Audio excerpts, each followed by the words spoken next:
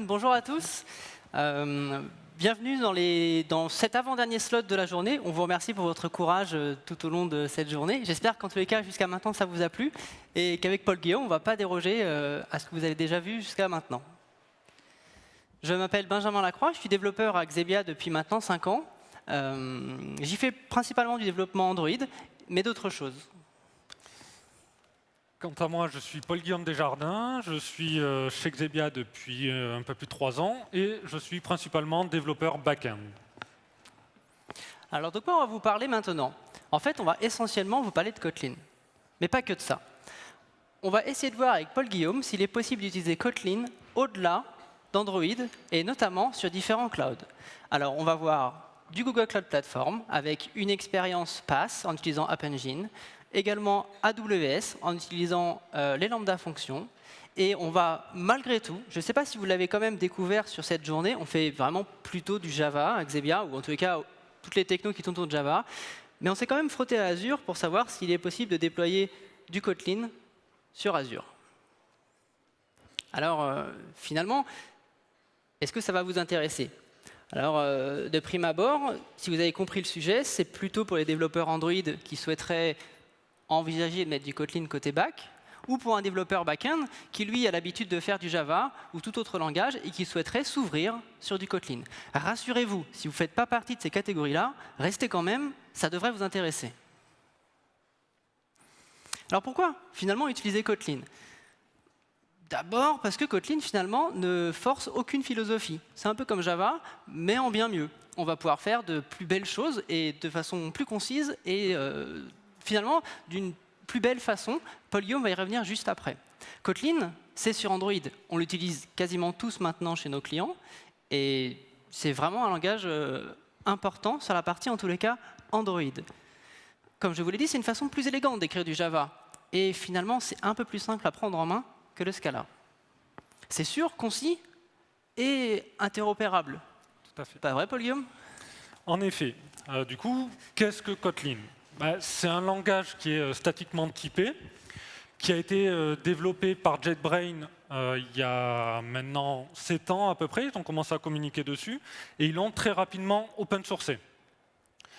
Aujourd'hui, on est en version 1.3 et la version 1.0 est sortie il y a à peu près 2 ans. Donc on est vraiment sur une technologie qui est stable. Alors, qu'est-ce que Kotlin apporte par rapport à Java? Comme Benjamin le disait juste avant, on a une notion de sécurité. On a souvent entendu parler du paradigme de le null pointer, l'utilisation de nul, c'est un anti-pattern. Kotlin, en fait, apporte de la sécurité par rapport à ça. Par exemple, je crée un utilisateur. Je stocke du coup cet utilisateur dans une propriété. Si je lui dis maintenant tu me mets cette propriété à nul, il va me dire non, tu m'as dit que cette propriété devait être un user. Du coup, tu ne peux pas le setter à nul. Après, beaucoup de monde, je pense, qui viennent du monde Java, utilisent des frameworks comme Spring Boot ou même rien que Spring, des choses comme ça, Spring Data, et on est souvent obligé d'accepter d'avoir des choses qui sont nulles. Le langage ne va pas dire non, vous ne pouvez pas. On a juste à mettre un point d'interrogation juste après notre type, et dans ce cas-là, on peut mettre une valeur nulle. Ce qu'il y a de bien aussi avec cette notion, c'est qu'on peut s'assurer que dans l'objet, si on accède à une propriété de cet objet, on pourra s'assurer que la valeur n'est pas nulle. Là, si on a dit que notre propriété pouvait être nulle, il va nous dire attention, au moment de la compilation, il va nous dire fais attention, tu risques d'accéder à quelque chose qui est nul et tu vas accéder à un enfant de cet objet. Alors, bien sûr, on peut s'assurer que l'objet parent n'est pas nul en mettant là aussi un point d'interrogation, du coup ce qu'on appelle un Elvis operator. Et il peut nous dire, si ce n'est pas nul, je te ramène la propriété, sinon je te retourne directement nul. On a aussi des sucres syntaxiques pour ça. On peut directement dire, si jamais cette valeur est nulle, plutôt que de me retourner nul, puisque comme on apprend que c'est un anti-pattern, on peut essayer de retourner une valeur par défaut. Donc il y a aussi des façons de l'écrire élégamment. Ensuite, on a la notion d'immutabilité. En Java, on n'a pas trop la facilité, si ce n'est de passer par des librairies, de dire cet objet est vraiment immutable, tu ne le changes pas. En Kotlin, on a deux mots-clés. Comme vous avez pu le voir juste avant, on a le mot-clé qui est var ou val. Et du coup, si on met var, ça veut dire je pourrais faire muter ce que j'ai mis dans ma variable. Donc là, je mets une string. Juste après, je peux redéfinir cette string, il n'y a pas de problème. Par contre, si je lui dis tu me mets ça dans une value, du coup avec le mot-clé val, ensuite, si on essaye de donner une nouvelle valeur à cette propriété, ben, il va nous dire non. Tu ne peux pas, tu as dit que c'était immutable. Autre nouveauté qu'apporte le langage, c'est plus une caractéristique en fait, qu'il a, c'est d'être très concis. En Java, je pense que tous ceux qui en ont fait ont été amenés à écrire des classes métiers, des POJO, et on doit, là on va prendre notre exemple d'utilisateur, on est amené à écrire nos propriétés, du coup on les met private, on leur donne un type. Ensuite il faut créer les getter-setters. Donc déjà ça fait de l'écriture qui est en plus assez, qu'on peut générer via des idées, mais qui est assez semblable tout le temps. Mais si on veut aller plus loin, on peut être amené à écrire la fonction equals, la fonction hashcode et la fonction toString. Ça peut être très rapidement barbant, répétitif et en plus ça prend de la place dans notre code. En Kotlin, c'est beaucoup plus simple parce qu'en mettant le mot-clé data devant le mot-clé classe, le langage va automatiquement générer ces fonctions-là. On peut bien sûr les redéfinir comme on les écrirait en Java, mais si on veut utiliser celles par défaut, elles sont automatiquement fournies. Du coup, on met juste data class, le nom de notre classe, les propriétés dans le constructeur, et c'est tout.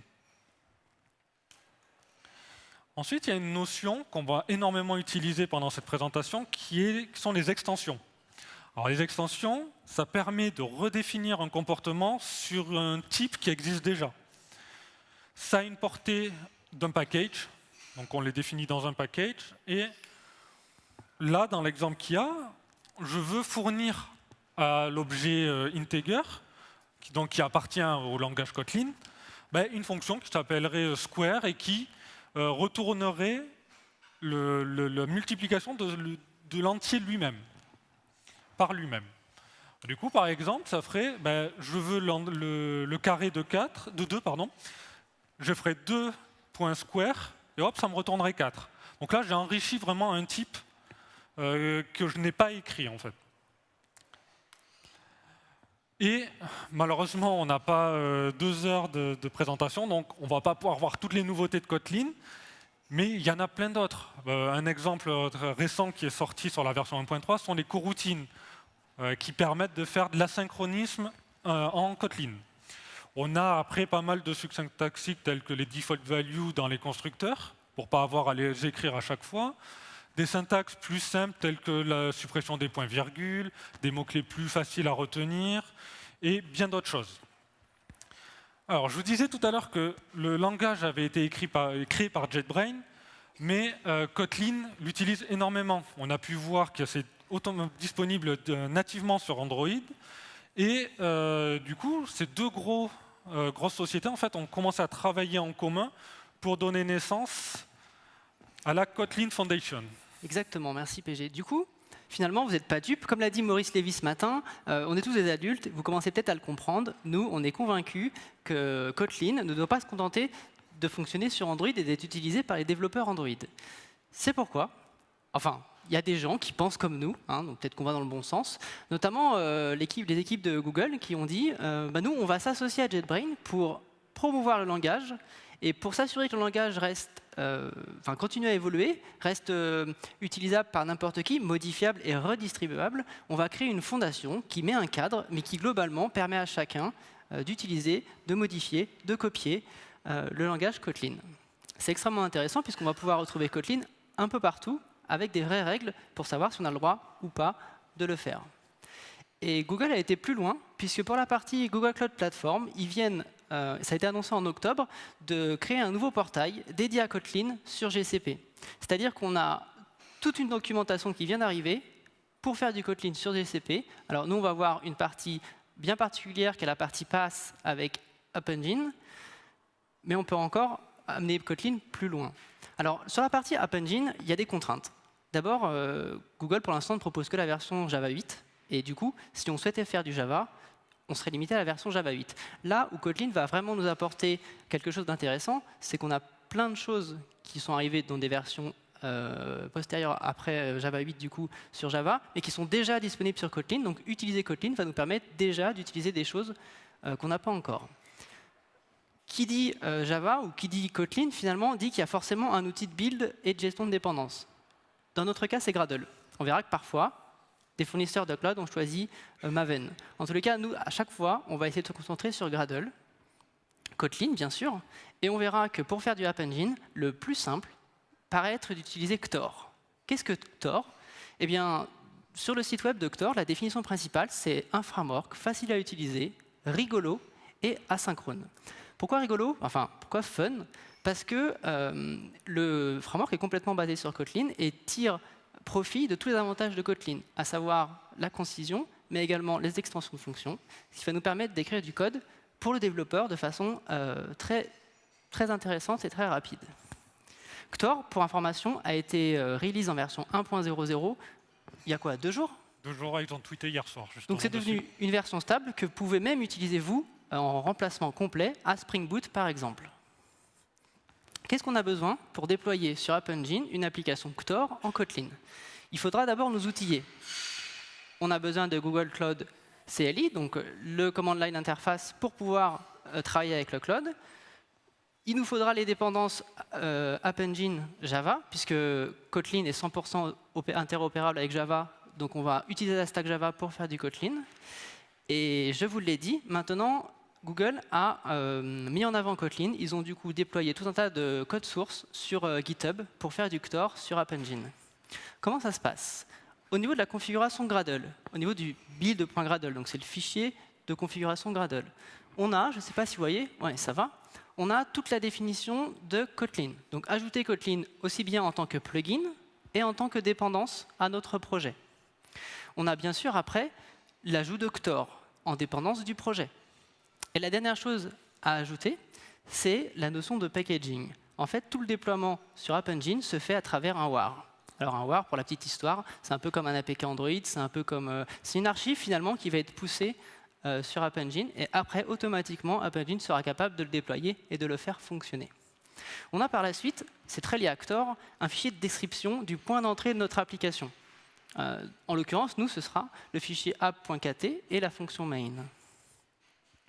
Au niveau de notre application, on va faire quelque chose de simple. Globalement, on va essayer de représenter une conférence. Une conférence, ce sont des sujets dans lesquels il y a des speakers. Donc j'ai, comme l'a dit Paul Guillaume, une data class, speaker.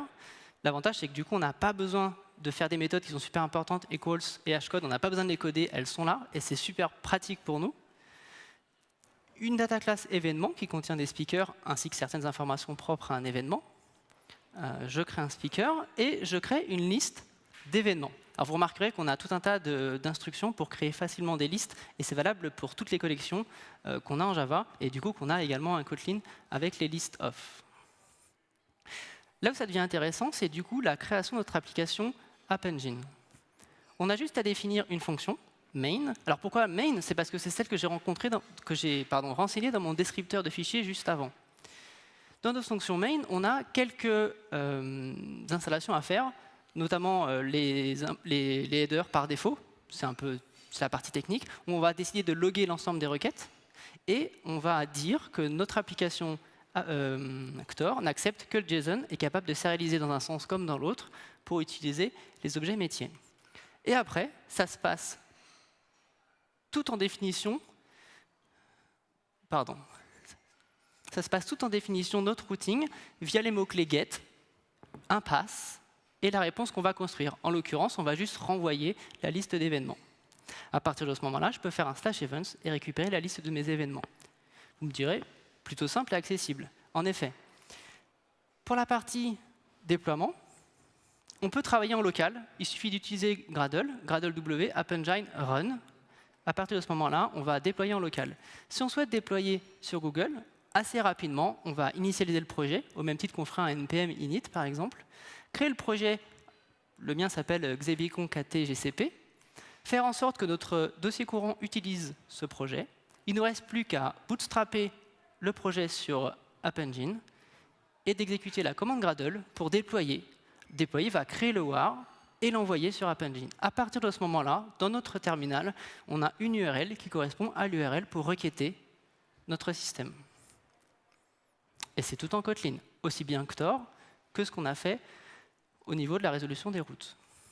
Alors vous me direz-vous, Kotlin, si on n'utilise pas grand-chose ou que des outils Kotlin, c'est peut-être simple. Et qu'est-ce qui se passe si on décide d'utiliser une base de données avec Kotlin? Sur sur GCP, le plus simple, c'est d'utiliser Datastore. C'est une base de données NoSQL qui implémente les patterns acides. On peut également l'utiliser sous forme d'une API SQL, mais ce n'est pas ce qu'on fait. Donc pensez comme une base de données clé-valeur.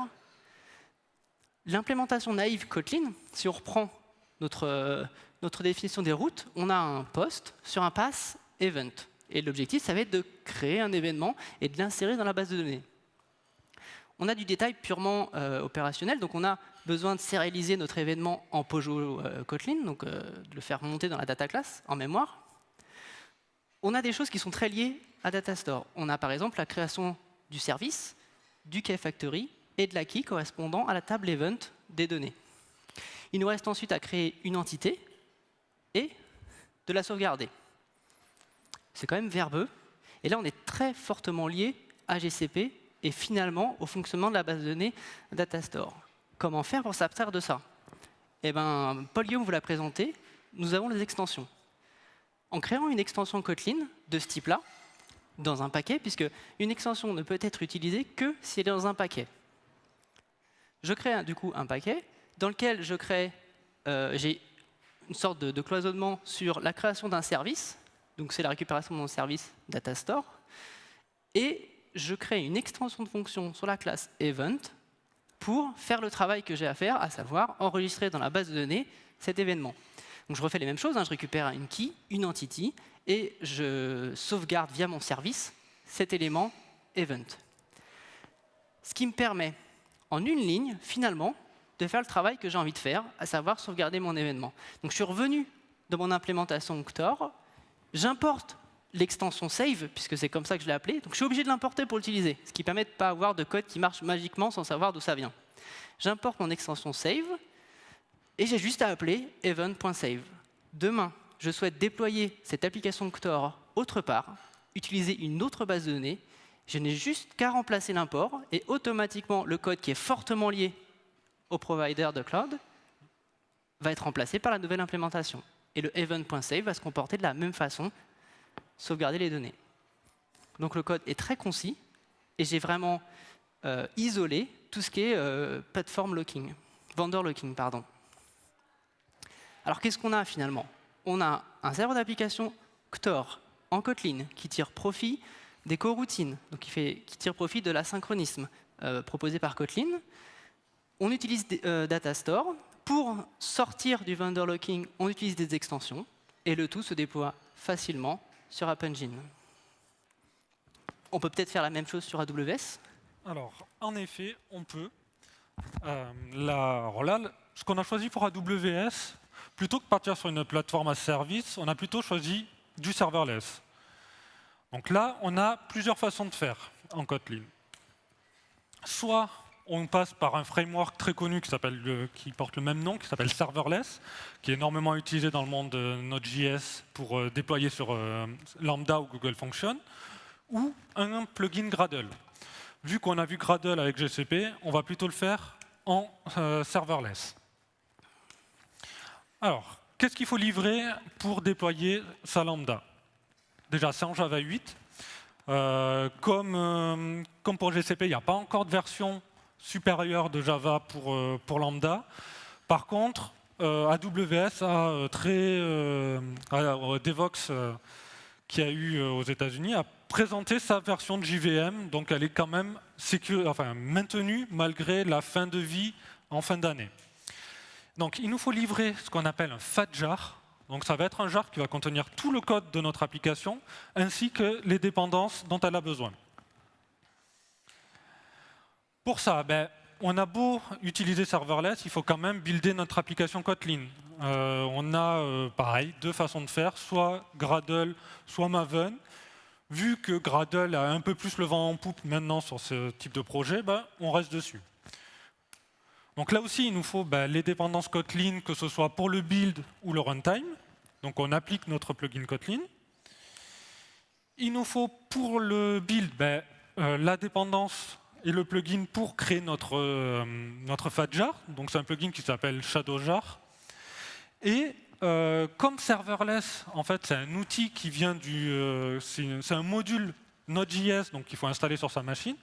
Plutôt que d'avoir à faire notre Gradle build puis notre serverless deploy, on crée une tâche dans Gradle qui va juste lancer la commande serverless deploy et qui dépend de notre tâche de build de ShadowJar. Et bien sûr, vu qu'on est sur Lambda, il nous faut le SDK AWS Lambda, donc qui est fait pour Java. Ça montre très bien l'interopérabilité de Kotlin avec des librairies Java aussi. Derrière, le framework serverless, il faut lui fournir une petite configuration, parce qu'en fait, il va s'occuper d'énormément de choses sur AWS. Donc il faut lui donner la région sur laquelle on veut travailler, le runtime et bien sûr le provider, parce que serverless peut aussi déployer sur Google, sur GCP. Derrière, on lui dit, tiens, voilà le jar qui va contenir mon code. Et voilà quelques infos pour Lambda, où je lui donne donc le handler, qui est l'équivalent en fait d'un main. Donc je lui dis, tiens, la fonction qu'il va falloir exécuter, elle a tel nom. On peut lui donner quelques options. Et on lui dit surtout, c'est ce qu'il va attendre en entrée. Donc là, notre Lambda, elle va fonctionner en HTTP, sur un pass qui s'appelle la save event et sur une méthode post. Derrière, nous, l'implémentation est assez simple. On a dit qu'on avait un handler, donc notre fonction, l'équivalent de notre main qui s'appelle saveEvent. Donc je crée ma classe saveEvent. Je lui indique que j'étends la classe requestHandler qui vient du SDK Lambda. On sera en Java, ça serait exactement la même chose. Et dedans, on doit overrider une fonction qui, elle, s'appelle handleRequest, qui prend en entrée un input, donc qui va être toutes les infos que va recevoir notre appel que notre lambda va recevoir en entrée. Donc là, c'est du HTTP en fait. Et on a un contexte qui nous permet d'avoir accès au logger de lambda si on veut loguer des informations et diverses informations comme l'authentification et tout. Donc là, la fonction est très simple, elle log juste. Et derrière, si on veut déployer uniquement builder notre application, on fait notre Gradle W ShadowJar, mais qui est optionnel puisque notre Gradle W deploy, comme j'ai décrit dans mon build Gradle, il dépend de ShadowJar. Du coup, il va automatiquement lancer la tâche ShadowJar et ensuite déployer via le framework serverless. Oh, pardon, j'ai oublié de passer. Du coup, voilà, là on a une lambda déployée qui tourne sur AWS. Comme pour GCP, ce serait bien de pouvoir y rajouter une base de données et voir comment ça s'interopère. Donc là, sur AWS, il y a une base de données orientée clé-valeur qui est très connue, qui est Dynamo. Donc, utilisons-la. Dedans, il nous faut dans notre serverless.yaml, juste lui dire crée-moi des rôles IAM pour que ma lambda ait le droit de mettre des items dans DynamoDB. Du coup, derrière, on va faire comme pour GCP, créer une extension save qu'on va utiliser. Après, on retourne dans notre classe saveEvent. Là, j'ai besoin, en entrée, je vais recevoir des événements. Et je veux du coup les mapper dans une classe Kotlin. Du coup, j'utilise Jackson, qui est une librairie de sérialisation qui est assez connue. Je retourne dans ma fonction handleRequest. Et là, je récupère donc dans mon input de ma lambda les infos, qui sont du coup sous format string, puisque l'entrée, il ne sait pas trop ce que c'est, on le sérialise en événement, et ensuite, sur cet objet event, on appelle la méthode save, donc l'extension. Maintenant, voyons justement cette extension. Donc on la redéfinit dans le package aussi. On a besoin de notre client DynamoDB, donc on crée une instance, on récupère la base de données, on récupère la table event, et ensuite on implémente notre extension.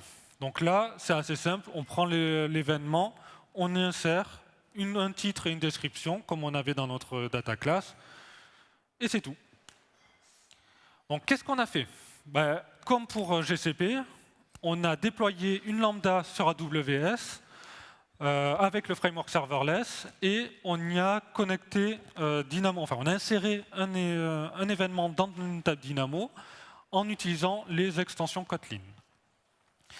Alors c'est vrai qu'on a souvent entendu parler que Java, enfin tous les langages JVM sur lambda, c'est pas si génial que ça.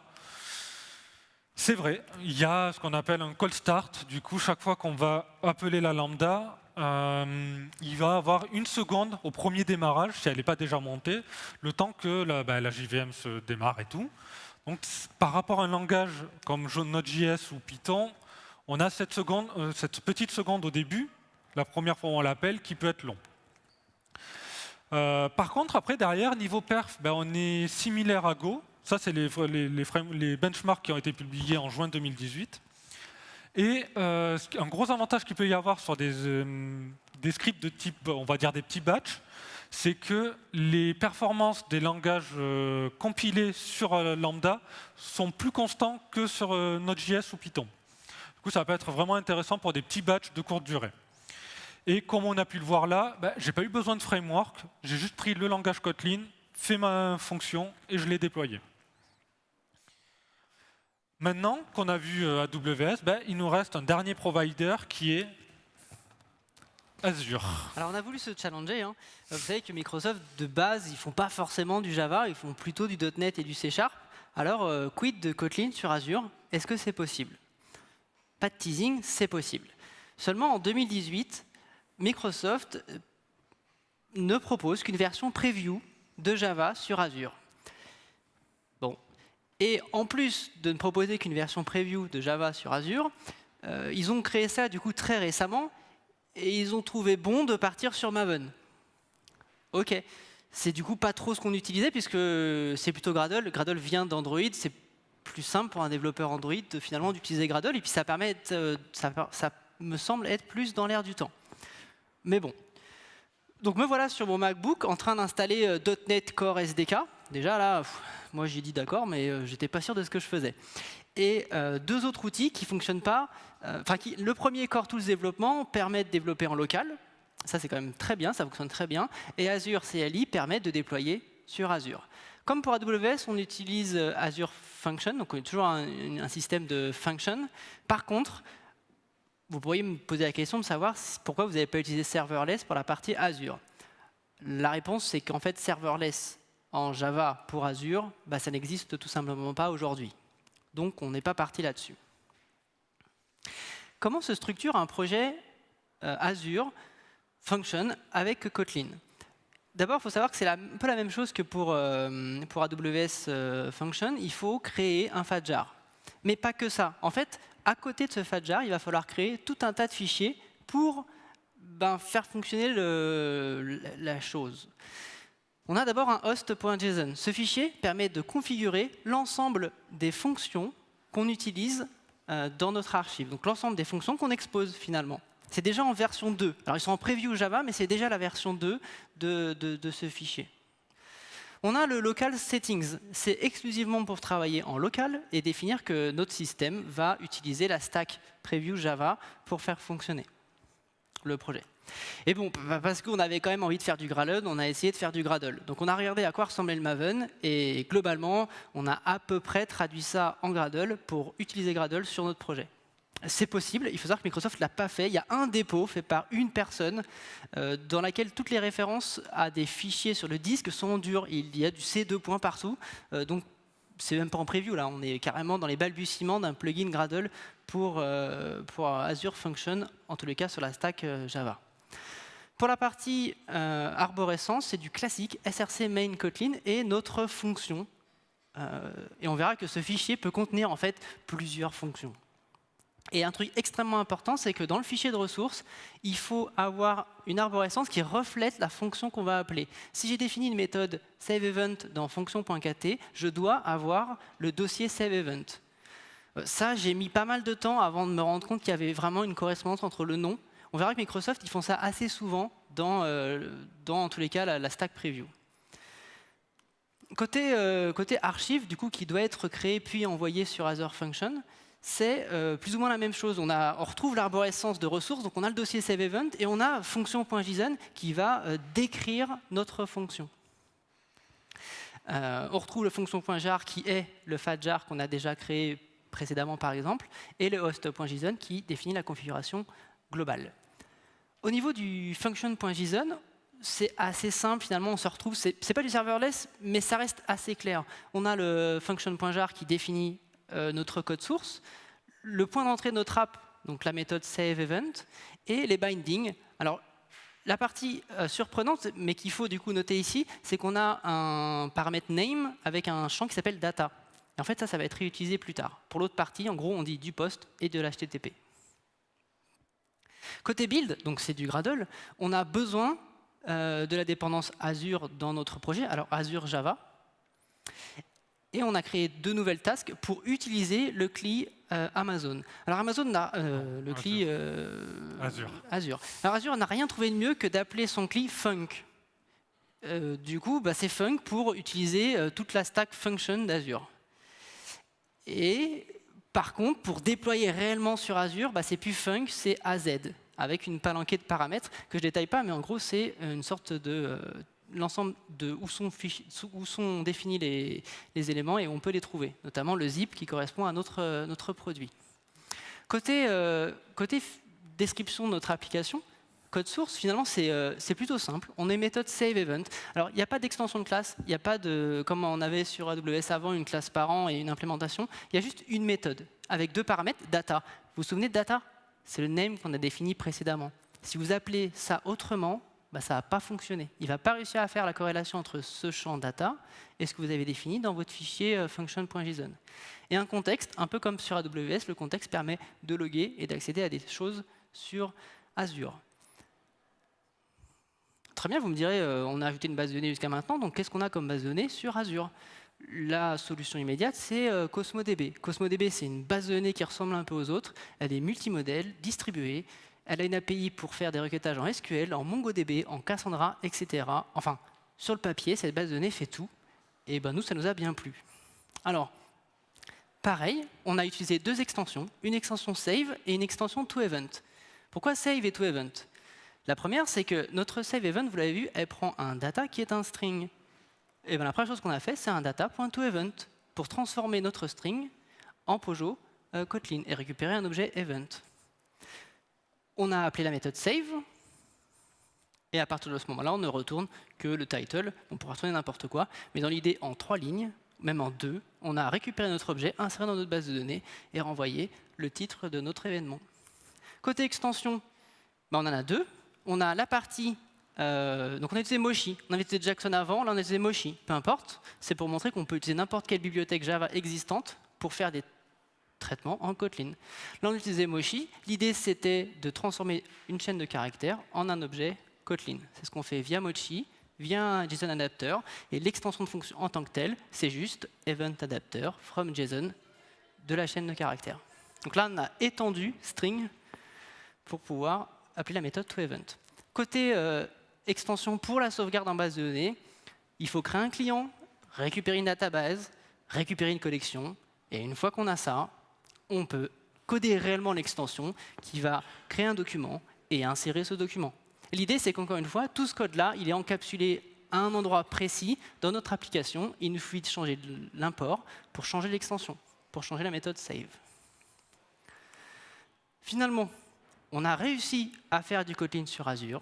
on a utilisé CosmoDB, et malgré qu'il n'y ait pas d'implémentation en Gradle, c'est possible. Donc aujourd'hui, vous pouvez partir sereinement sur ça, en gardant quand même à l'esprit que toute la stack est en preview, et ce sera peut-être soumis à évolution.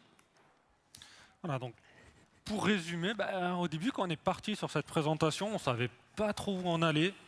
Et au final, on l'a fait. On a réussi à faire à peu près tout ce qu'on voulait. Donc, pour conclure, on a Kotlin sur App Engine, donc sur une plateforme as service. Kotlin sur ce qu'on pourrait appeler du function as service avec serverless sur AWS Lambda. Et on a réussi, en bricolant un petit peu, à faire du Kotlin sur Azure Function. Alors, qu'est-ce qu'on en a retiré? Que les extensions, c'est plutôt agréable pour avoir moins de vendor locking et, comme disait juste avant Benjamin, pouvoir avoir juste les extensions pour chacune de nos plateformes et après avoir la même fonction, on va dire, en entrée qui appelle ces extensions en fonction des types. Et bien sûr, Kotlin, c'est quand même une bonne alternative à Java pour ce type de développement. C'est agréable, il y a une très bonne communauté et il a un bon avenir. Alors là, on a présenté 3 cas du PaaS et du FaaS, mais on peut faire aussi du conteneur as service, bien sûr, puisque que les frameworks tels que Ktor, Spring Boot, Javelin supportent Kotlin directement et rien ne nous empêche de mettre tout ça dans une image Docker et de déployer. Chose qu'on n'a pas abordée là puisqu'on était plus orienté sur le cloud. Kotlin aussi peut cibler ce qu'on appelle une plateforme native et fonctionner aussi sur iOS. Du coup, les développeurs iOS peuvent aussi s'initier au Kotlin et rester sur leur device. Voici quelques liens pour terminer, qui sont donc le lien de Kotlin, bien sûr, le lien du repository où il y a tout le code qu'on a utilisé pour faire cette présentation. Sur le site d'Axelbeacon, il y aura la vidéo de cette présentation d'ici quelques semaines, je pense. Et au mois dernier, il y a eu le mois du Kotlin chez Xebia, où on a parlé de Kotlin avec JavaScript, de coroutines, de pas mal de choses donc, sur ce langage. Je vous invite à aller voir les vidéos si vous êtes intéressés. Et merci pour nous avoir suivis.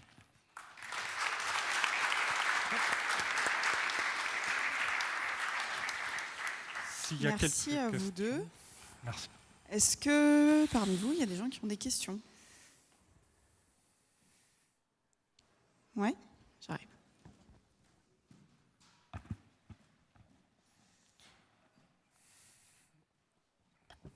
Bonjour. Alors, moi, je ne suis pas du tout du monde Java, mais en tout cas, ce que j'en comprends, c'est que Kotlin, il faut forcément du Java derrière. J'ai vu qu'il y avait du JDK 8, des trucs comme ça. Ça ne peut pas marcher comme un Go tout seul Alors oui et non. La réponse immédiate, c'est que Kotlin a été pensé pour fonctionner sur la JVM. C'est à l'origine pour ça que JetBrains a créé Kotlin. Maintenant, il y a également des compilateurs qui permettent d'écrire du code en Kotlin et de le compiler en natif. On l'a notamment sur Objective sur iOS. Il est possible d'écrire du code métier, je sais pas, des trees par exemple, et de faire en sorte de créer un framework du coup iOS, donc du code natif iOS qui s'exécutera en natif sur le téléphone, ou du coup du code Kotlin sur Android. Voilà. Donc c'est possible de compiler vers la machine cible. Maintenant, ce n'est pas le cas nominal de Kotlin. Kotlin, c'est plutôt fait à l'origine pour s'exécuter sur la JVM. Mais les développements sont en cours du coup pour varier les compilateurs. C'est vrai que tous les outils autour de Kotlin sont plus orientés JVM, comme on a pu voir Gradle, les choses comme ça. Ouais. Est-ce qu'il y a d'autres questions? Non. Est-ce que vous pouvez nous dire juste, vous nous avez parlé du fait de déployer du coup Kotlin sur Google Cloud. Est-ce que c'est aussi possible sur Firebase? Alors du coup, le problème avec Firebase, c'est qu'aujourd'hui, alors Firebase, on parle de la partie Firebase Function, la partie en quelque sorte serverless de Firebase. Serverless, ouais. En fait, il n'accepte aujourd'hui que JavaScript et Node.js. Du coup, en théorie, on ne peut pas. Maintenant, comme je vous l'ai dit, l'équipe Kotlin, derrière Kotlin, développe un tas de compilateurs, et notamment un pour faire du JavaScript. Et du coup, on pourra développer une petite application en Kotlin qui fonctionnera sur Firebase Function. Tout comme on peut faire une application en Kotlin pour faire du React. Et là, je vous invite à aller voir l'autre présentation.